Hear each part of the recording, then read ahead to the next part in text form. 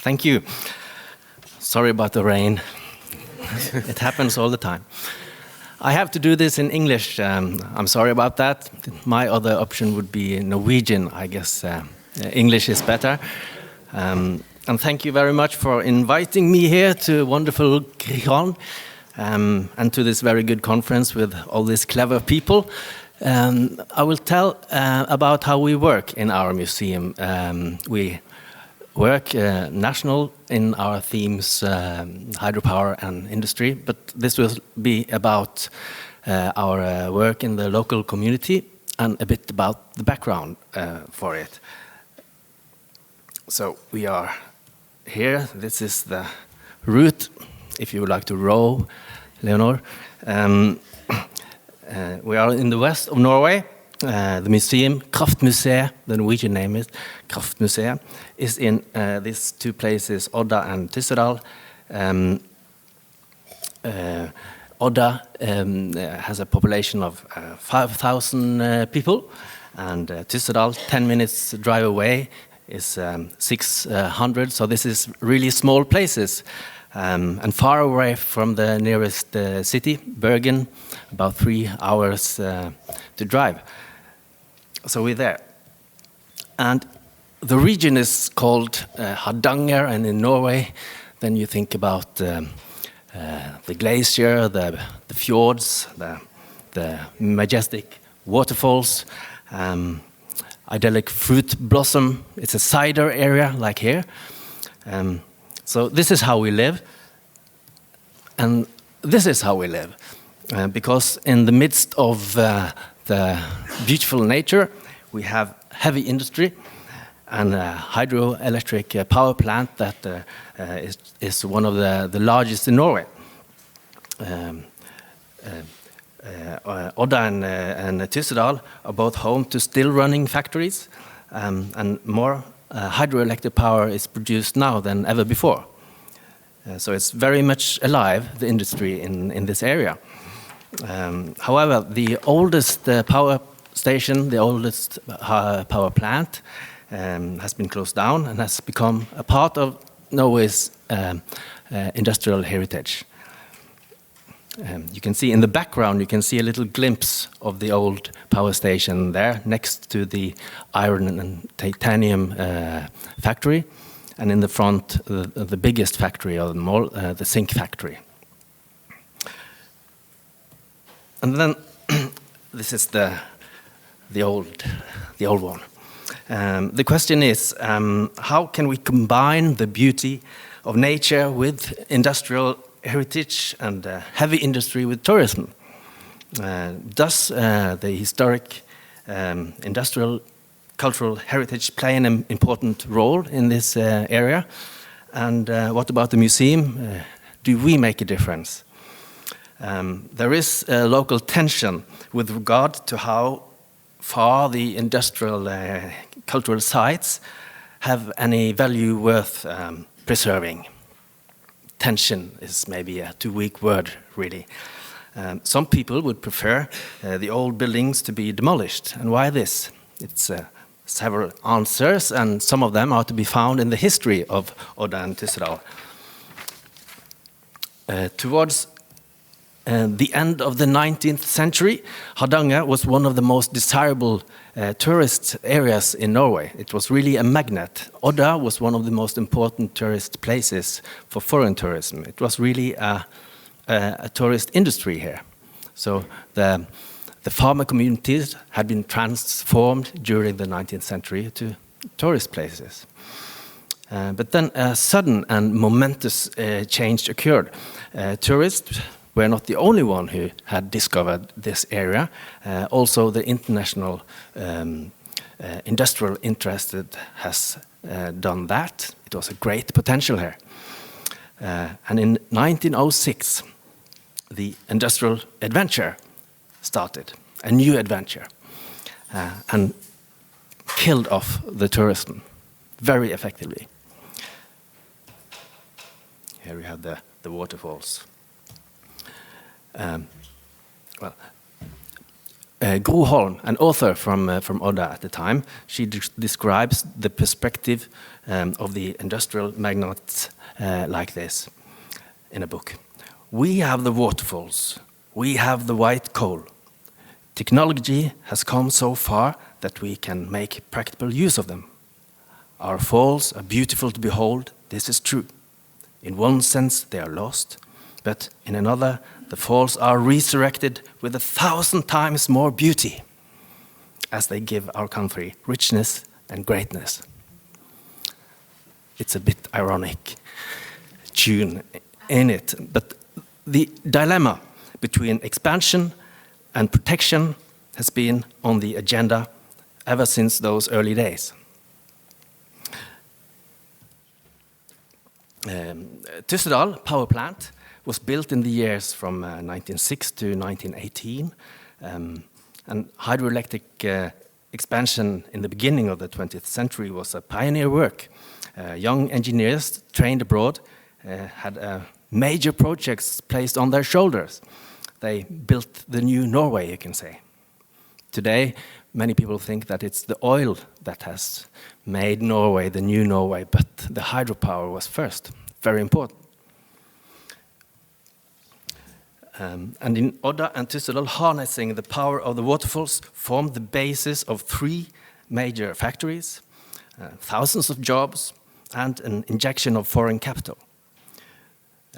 And they came in great numbers, and from different countries, the foundry workers, the stonemasons, other skilled workers, engineers, office staffs, teachers, nurses, everything.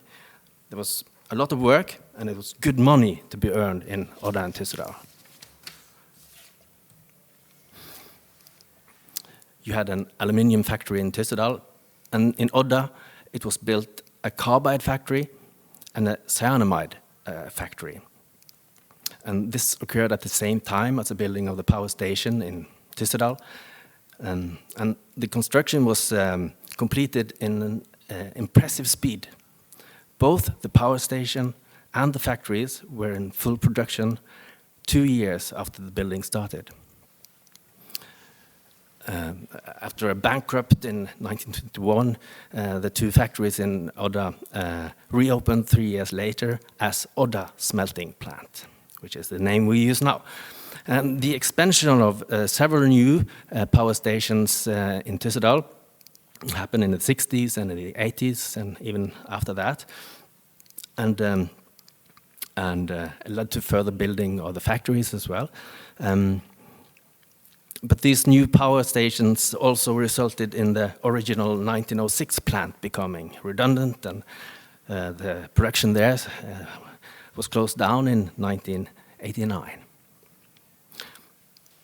Odda Smelting Plant became an important cornerstone industry in Odda and occupied 1/3 of the land in the center of the town. At the height, more than 1,500 people worked there. So the smelting plant was a big part of the identity in Odda. The sound of it is, they describe it as the heartbeat of Odda.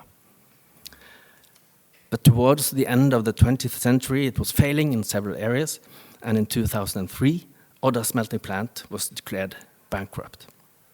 So this was the end. The final employees, they lost their jobs, and Odda entered into a very difficult period.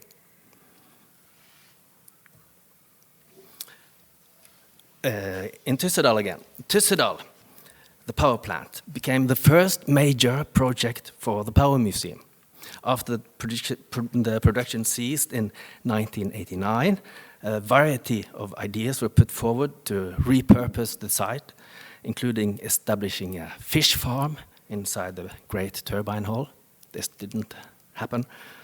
During the 90s, the Power Museum, which was established in 1988, became involved in order to preserve the plant as a cultural site.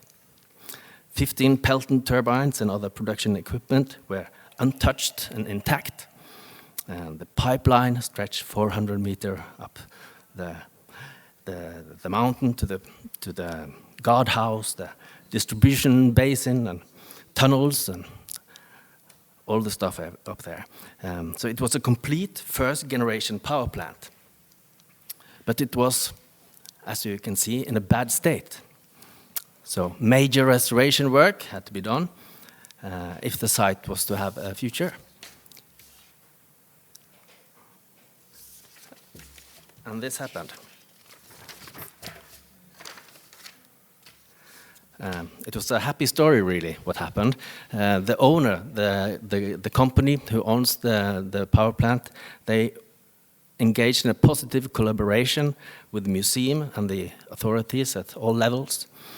And together, they developed a very ambitious restoration project, which was financed by private parties, by the local council, the county council, and most of all, the Norwegian government.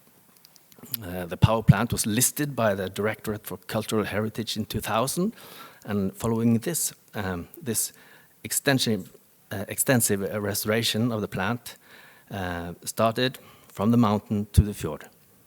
And it was completed in 2007, and it looks like this now. So it's good. Today, the Power Museum has its main base in the administration building of the power plant, and we are responsible for the maintenance and public relations on the site. The museum opened with 1 employee in 1980s, and now we are quite a strong organization with 17 permanent staff, solidly financed by the public purse. 17 is not much in a way, but we are powerful, as the name says. The development of the museum is closely linked with the development of the power plant. The restoration project and the maintenance work in the ensuing years have cost close to 10 million euros, and these funds have mainly come from the government. And they are so substantial that they have had an impact on the local economy beyond the museum walls. So local industry has been paid for projects, of course, and also acquired new skills in such areas as restoration. And also the public authorities has benefited from such knowledge. So the council's interest in the work has strengthened the management of local cultural heritage in general. And, of course, furthermore, the region has gained a great attraction, cultural arena. This year, about 25,000 people will visit the power station, which has even been called the Hydropower Cathedral. You will understand it if you come. The marble control board and the 180-meter-long turbine hall is a fantastic site and a good storyteller. So the museum has guided tours and hosts conferences and concerts. This summer we had a nice dinner there with the King and Queen of Norway. So it can be used to several things. And as the mayor says, when we have guests like this is the place to be. So no one wants the machinery now to be removed in favor of a fish farm. Not any longer. Well, in Odda, the development of Odda Smelting plant is a story with greater conflicts. The bankruptcy in 2003 was a great disappointment in Odda. Many felt that they had been let down. I don't need that one. So something had to be done.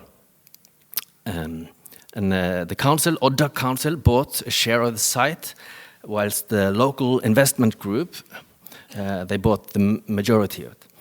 And out of consideration for the cultural heritage interest, the county director for cultural heritage, they stopped the council's first plans for the smelting plant land and set a temporary preservation order on most of the site. And this move provoked many of the locals. and they united in their message: demolish the dump. This was like a very much phrase in Odda. So it was a wish there to start afresh with a clean slate.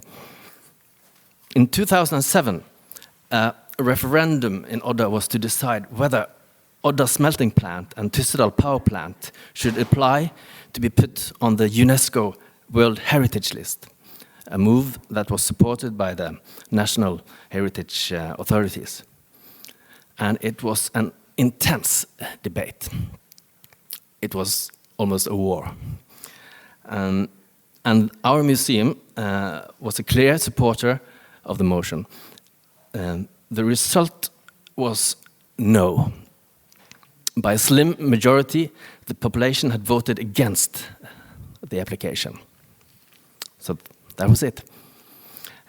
2 years later, the smelting plant, together with Tyssedal power plant, was placed on the tentative Norway's tentative list to the UNESCO heritage list in expectation for a new application at a later point. And in 2011, a large part of Odda Smelting Plant was listed by the Directorate for the Cultural Heritage.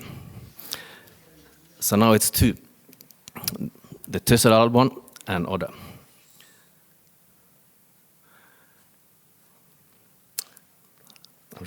Maybe I tend to forget this. Let's see.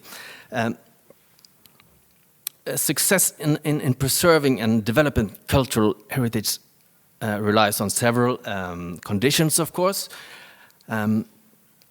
Financing and a lot.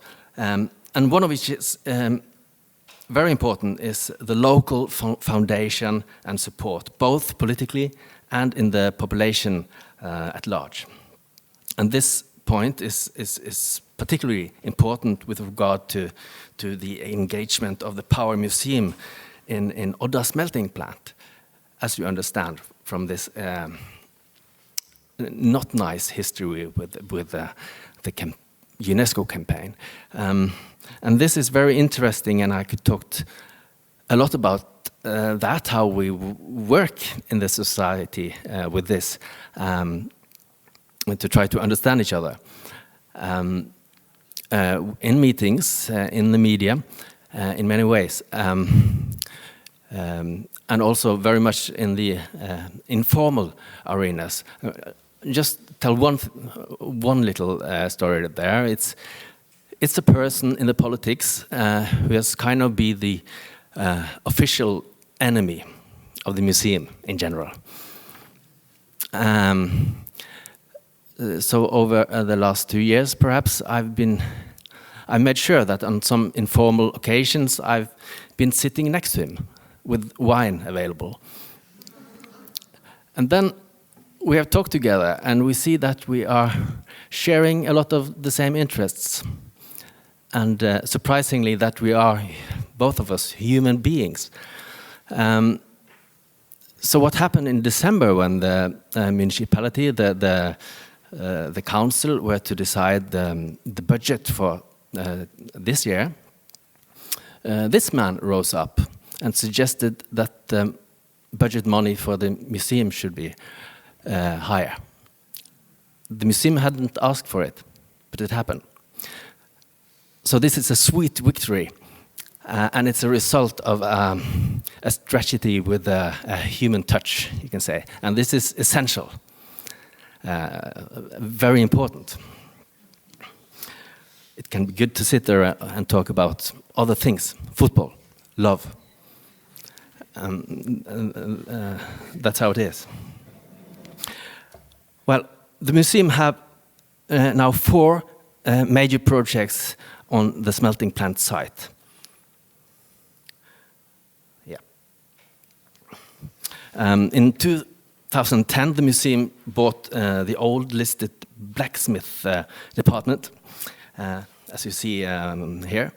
This is the largest still working industrial blacksmith smithy in Norway. And after restoration and adaptation, the premises were giving a kind of almost perfect use, because now this is the arena for Odda Upper Secondary School's industrial blacksmith course, the only one of its kind in Norway. So in this way, the smithy has a national importance. At the same time, the local blacksmith society uses the furnace at the times when it's not being used for teaching purposes. So this is really protection through usage in a very good way. And it's very much liked in the local society. The next one, next to the blacksmith, to the smithy, is the old transformer building on the smelting plant. The exterior is listed, but not the interior. So this is where the museum, in collaboration with the council, has established a modern and well-equipped archive for the industrial sector. And this is available for private businesses that need professional archiving of their historical records. So it can be used for research, for example. The museum has acquired all of the archive for the smelting plant, Odda Smelting Plant, and is currently working on safeguarding and preserving the historical records for Boliden AS, which is the biggest factory in Odda now. A very good project. So once again, it must be said that an old industrial building has acquired a use from which the whole community can benefit. And then it's the old laboratory at the smelting plant. This is not listed, but it's in a listed area.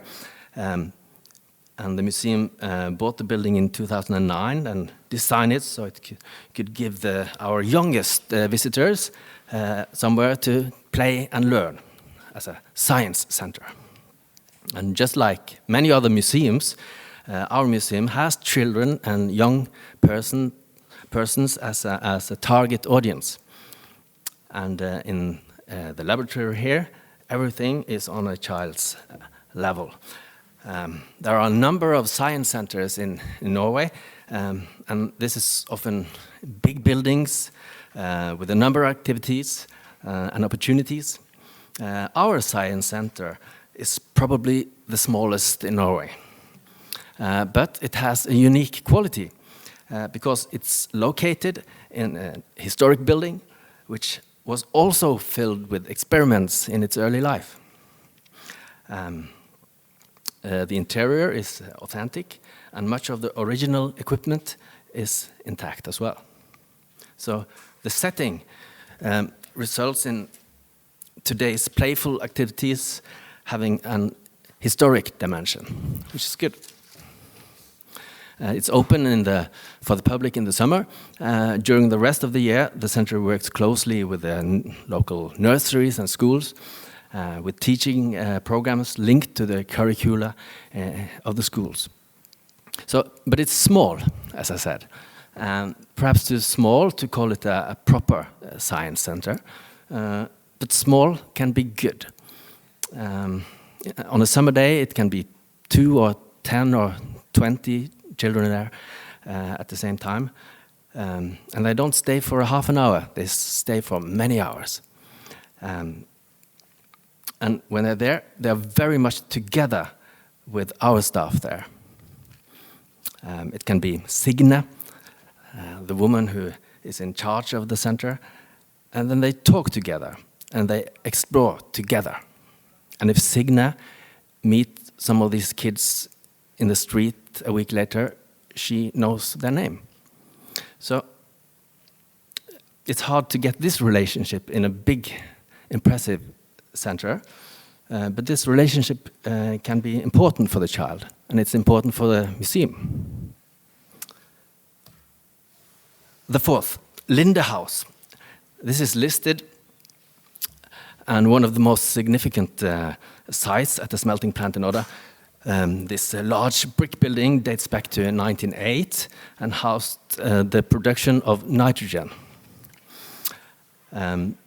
After the bankruptcy, this house was used as an arena for local culture. the council bought the building and developed a concept for a cultural center, and a lot of funding was acquired from both the county and the government, and most of the building was restored externally. But, however, the attitude changed in the local politic. So the project lost momentum. There was no longer any will to complete it, so it stopped. Oh, sorry. Has something happened?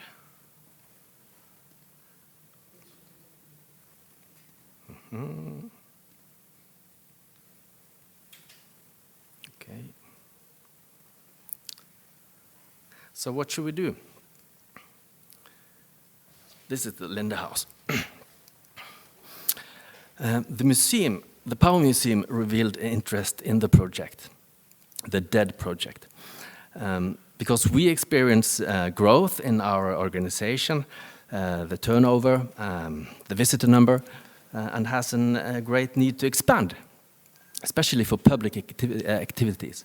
And the strategy is that expansion should take place in the center of Odda, where Linde House is located just by the main shopping street.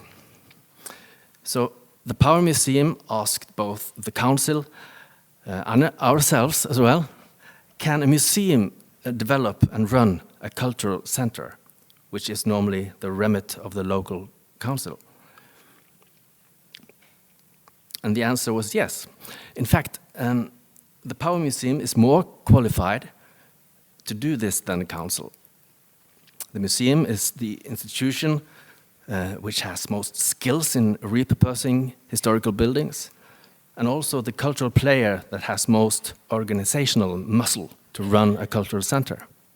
We really do that all the time. This is just an expansion. So in January this year, the Power Museum took on the project as a part of a 20-year lease. This is very exciting. This is what we work most with these days. So we put architects to work and are now planning what will become both a museum and a cultural center for the entire region. There will be a theater, there will be a conference center, a department for photography. Of course, we will tell the history of the building and the smelting plant. The authentic production equipment still stands in the building. And in the plans, there are also a lot of offices for the museum, which is give the opportunity to move part of the present stuff to the middle of the town and to increase jobs as well. And an important point is that other cultural bodies and local industry will be able to use Linde House for events. So it will be a house for the people. But while we are working with the funding, because this costs, of course, a lot of money, and even if Norway is a rich country, they don't come. We don't get everything we ask for. That's true. So we're working with that. We use the building as it is.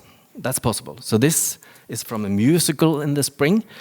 Almost 3,000 people saw this one over several evenings. And it tells the story about how the industry came to Odda. This is from a photo exhibition we had in Linde House during this summer. In 2 weeks' time now, we will have one of the most important literature festivals in Norway. Here, they will have their major events in this old rough building. So we use it. Well, we just have to take a look on the site. This is, can you see it? Yeah. So this is Odda Smelting Plant in the middle of Odda. And the more red, brown buildings, they are not there anymore. They are planned, regulated for different things. So our 4 projects here are a part of a more extensive and also positive, inspiring development. From the time when many deemed this plant as an unwanted ruin after the bankruptcy, opinion has changed. And many of the historic buildings have been brought back to life. So now, more people have their jobs on this area than in the end of the factory's working life. So we can just have a look at what's been happening in these different buildings. That's my plan. So here we have the blacksmith school. We have the science center, and you see it's a river up there, and the town center is down, close to it. We have our archive, we have a health clinic, we have entrepreneurs, car cleaning, and crazy American ceramic artist. A lot of things, as you see. Electrician, somebody who make climbing equipment, hairdresser, a language school, cider company. Like this, all this has happened. The municipality runs a literature house. It's been made a very nice walk by the river. And this is now the green comes up. That's what's in progress or planned. This is the Linde house here. Our new cultural apartment center, and it will be apartments. It's planned a hotel, 2 supermarkets, offices, many different things. So this is interesting. Many things is happening, and most of these buildings are listed. So all these can't do what they like. Let me see. Oh, yes, it's even more. The last one, kindly, the council has put museum on this one, in case we would like to expand even more. It's somebody who's planning a cable car to the mountains, and a big, new, very nice project is in the old carbide furnace, one of the largest in the world, which will in the first floor have a terminus for the public transport and a tourist office.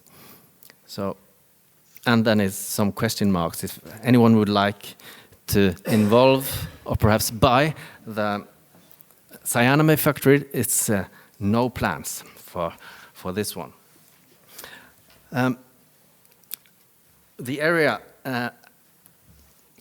has still many unused buildings, and it's a pressure now for the museum to take on more of them.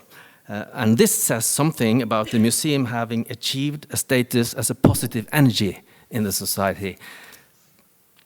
But however, should the museum take over more buildings on the smelting plant than we currently have?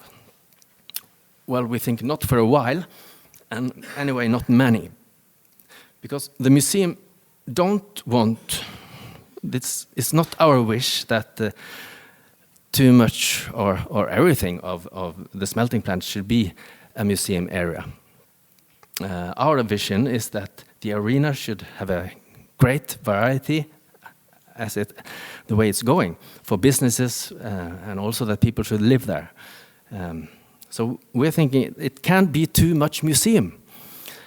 And in Norway, it's, as other places, it's very much this idea that the museums should be a part of the society. We should be in the society. And you see that very clearly in this idea here. Well, I mentioned earlier that the establishment of the industry in 1906 removed the tourism from Odda and Tyssedal. And this absence of tourists lasted for a long time. And it's obvious why the industrial areas lost in the competition with other parts of the region from the time when tourists started arriving to Norway. It was the beautiful landscape which attracted them. And such views were not associated with Odda and Tyssedal after the arrival of the factories.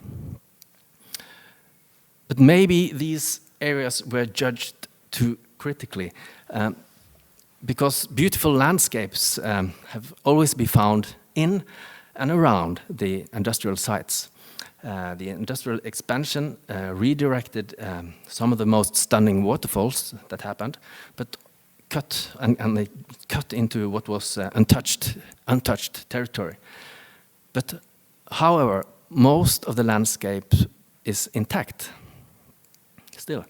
So over the recent decades, Odda and Tyssedal have been rediscovered as a tourist destination. The industry is now less noisy than it was. It's not the black smoke anymore. They have dealt with that. And at the same time, the aesthetics of the industry has a greater status in Norway as well. Tyssedal power plant was designed of some of the leading architects in Norway. And many people like the old brick buildings in Odda smelting plant. So what once was bad news for the tourism in the area might be in the process of becoming an advantage. Because nowhere in this area, in Hardanger, are the contrasts as great as here. The beauty of nature is in negotiation with the rugged industrial installations. Both today's industry and the heritage sites. Then unexpected chapter happened along the very colorful history of Odda and Tyssedal, and that's the phenomena Trolltunga, the troll's tongue, as you see here. The rock that juts out from the mountain, 1,100 meters above sea level, behind Tyssedal, far from where people have normally traveled. And a few years ago, this was completely unknown, even to the locals. There were few people who knew it. They had to walk 8-10 hours to get this place, and very few people did that. But then the first pictures appeared on social media. So taken from the best angles, it's an exceptional sight. And the images like this, they spread from screen to screen all over the world.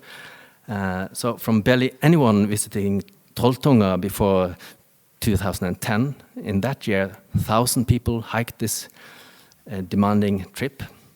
And in 6 years later, in 2016, the number had risen to 100,000.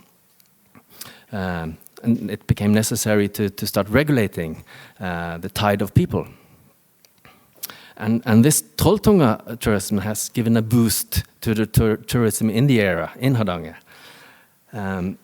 And the picture gives you the impression that the hike is through untouched nature, but the picture only tells half the story. Because the road up from Tyssedal was made by the power company, and its traces from manual work of the site workers everywhere.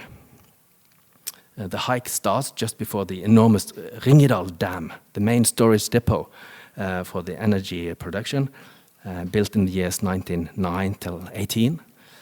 So even as they hike to Trolltunga, the tourists are crossing historical industrial land.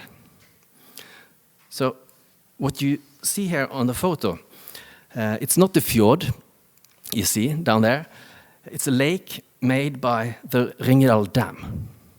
So what the person on the edge there sees is really a hydropower landscape. All right. But 100,000 visit Trolltunga, 25,000 visit the museum. So nature is the winner.